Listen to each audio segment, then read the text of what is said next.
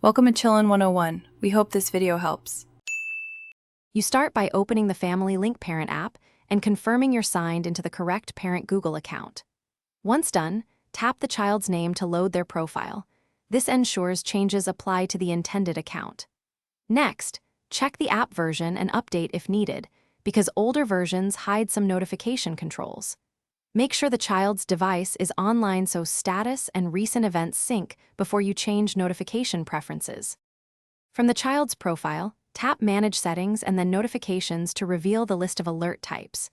You'll see options like location updates, activity summaries, app installs, and web activity. Each has its own toggle so you can keep important alerts and disable noisy ones. Toggle off items you don't need. If you want temporary silence, enable Do Not Disturb on the child's device directly. Make sure to save or confirm changes if the app asks, so settings take effect immediately.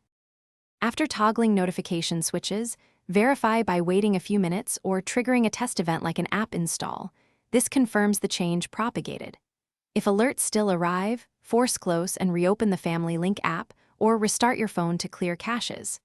If problems persist, check the child's device settings and Google account permissions.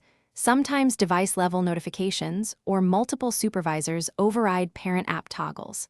Finally, sign out and sign back into the parent account to Thanks for watching.